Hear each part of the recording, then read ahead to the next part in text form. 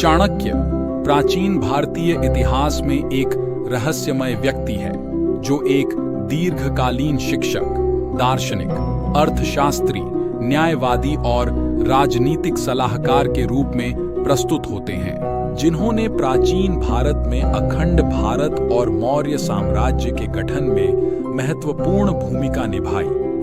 उनकी शास्त्र विद्या, अर्थशास्त्र और राजनीतिक दर्शन की गहरी समझ ने उन्हें भारतीय मैकियावेली के नाम से जाना जाता है।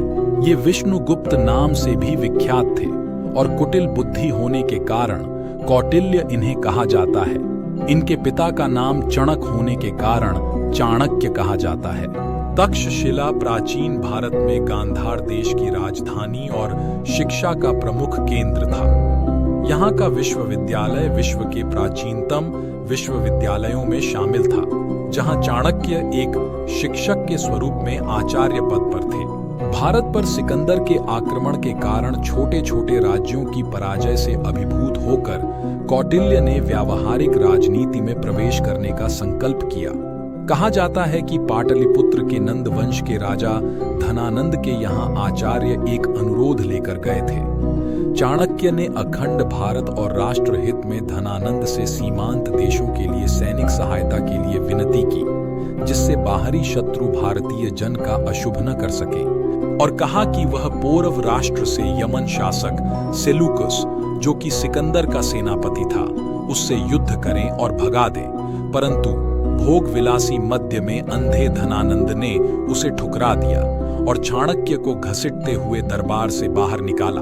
तब आचार्य ने यह प्रतिज्ञा की, धनानंद, जब तक मैं नंदों का नाश न कर लूंगा तब तक अपनी शिखा नहीं बांधूंगा। कौटिल्य के व्यावहारिक राजनीति में प्रवेश करने का यह भी एक बड़ा कारण था। नंद वंश के विनाश के बाद उन्होंने चंद्रगुप्त मौर्य को राजगद्दी पर बैठने में हर संभव सहायता की। चंद्रगुप्त मौर्य द्वारा सिंहासन पर आसीन होने के बाद उसे पराक्रमी बनाने और मौर्य साम्राज्य का विस्तार करने के उद्देश्य से उन्होंने व्यावहारिक राजनीति में प्रवेश किया। वह चंद्रगुप्त मौर्य के महामंत्री भी बने। अति विद्वान और मौर्य साम्राज्य का महामंत्री होने के बावजूद कौटिल्य का जीवन सादगी का जीवन था।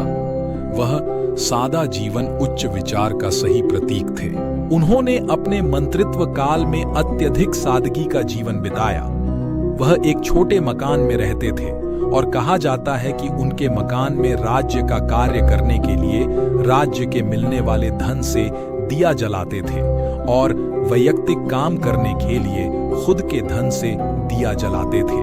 उनकी मान्यता थी कि राजा या मंत्री अपने चरित्र और ऊंचे आदर्शों के द्वारा लोगों के सामने एक प्रतिमान दे सकता है।